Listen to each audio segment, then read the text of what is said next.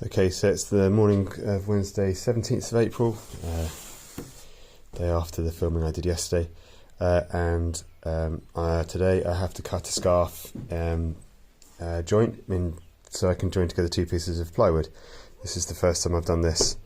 I've done a bit of, I kind of shaped one side of a scarf in the past, but I haven't actually ever glued anything together in anger. So the ply that we're going to be working with is 2.5mm thick.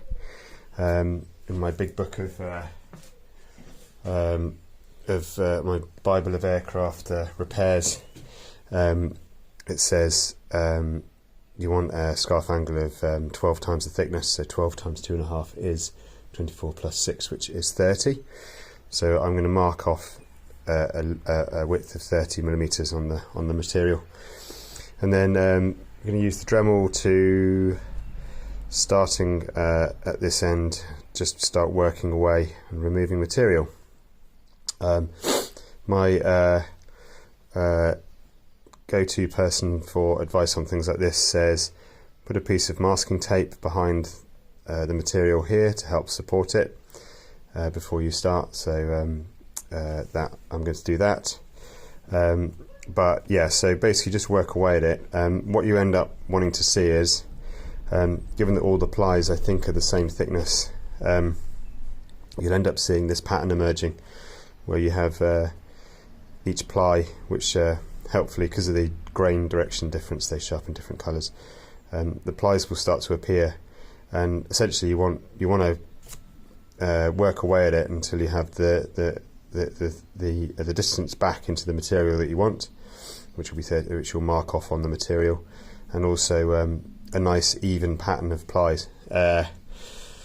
So yeah, actually I have found it, strangely enough, a bit easier than it sounds, but who knows, because I'm doing it for the first time in anger this time and on expensive material. Helpfully, if I can show you, so this is the setup that I've got. I've got a piece of material lifting the work off the bench, a nice sharp edge to it, so I can work down towards that edge, and then I've got the rest of the material across the bench there. So I guess with this one at least, and for the next one as well, if I go wrong I can cut off and start again, but I really don't want to do that if I can avoid it. So yeah, okay, I'll just do the marking up and then I'll bring you back in after that. So I've got my plywood along the back. These are the guys I get my wood from at the moment, and this is the tape that I'm using.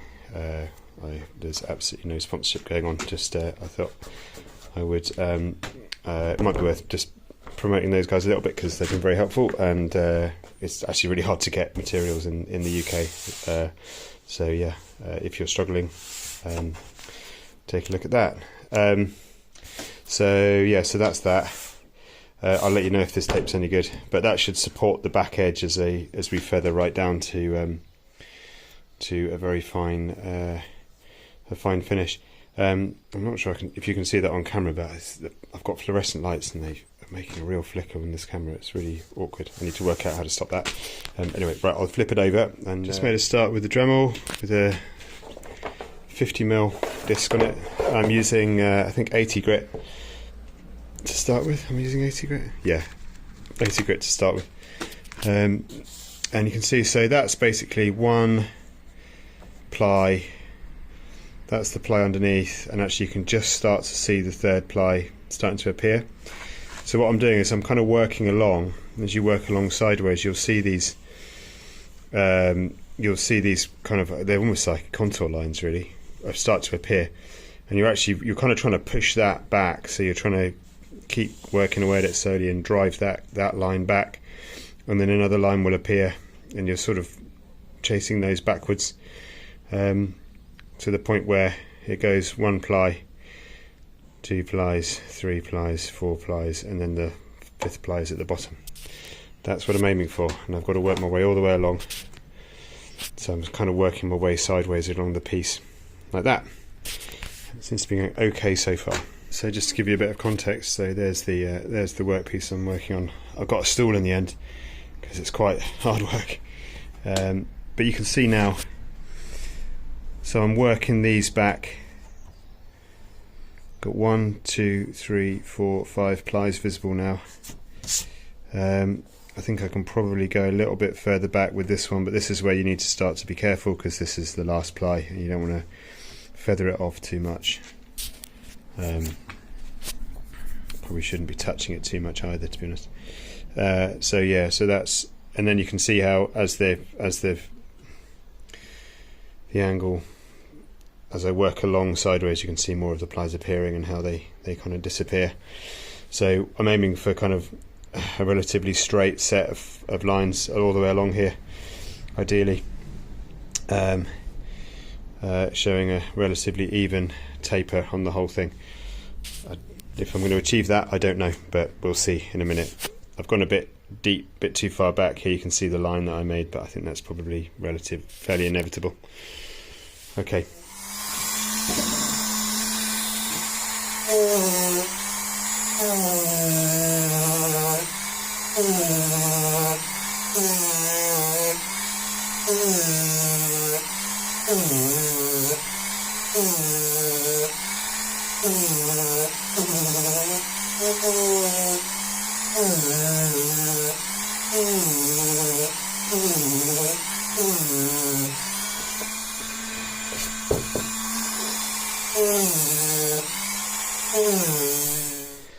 Well, I reckon I'm going to give myself a B- for this so far. I have got a bit of finishing to do with a sanding block is the next step. So yeah, I mean, I think it's not too bad. I'd like those contours to be a bit more even, but with the sanding block I might find that I can get that. But the taper at the bottom seems to be feathering off quite nicely.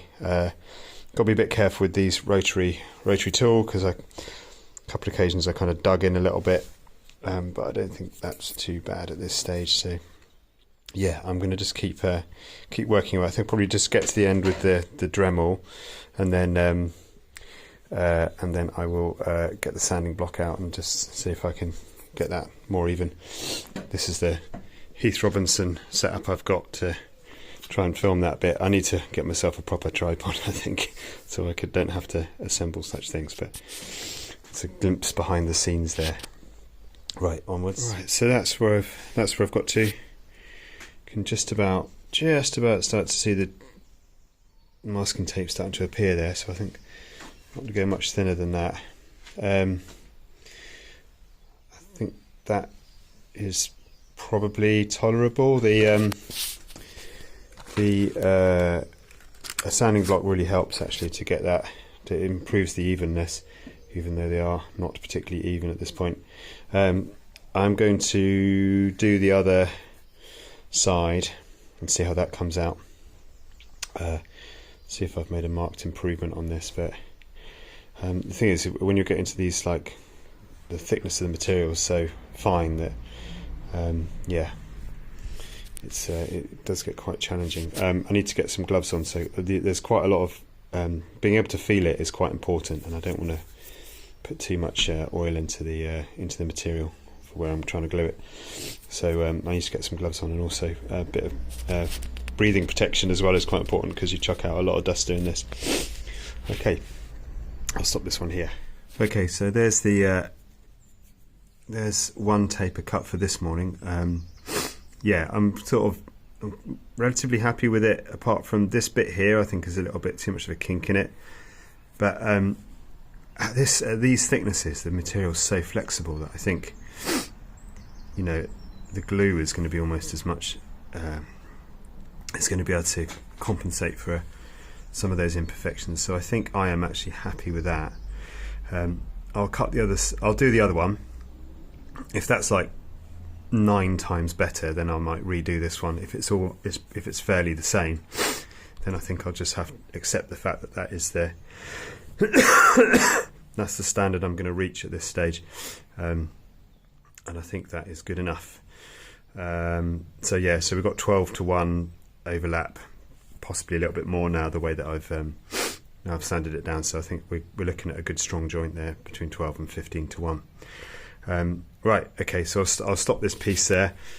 Sorry, my phone just cut out. So I'll stop this piece there. I'll do the other one, the other side, and then I'll get to gluing them together and bring you back in for that when I do it, which will probably be in the next day or so. But yeah, so it's later in the morning now, so I need to go to work. Yeah, see you on the next one.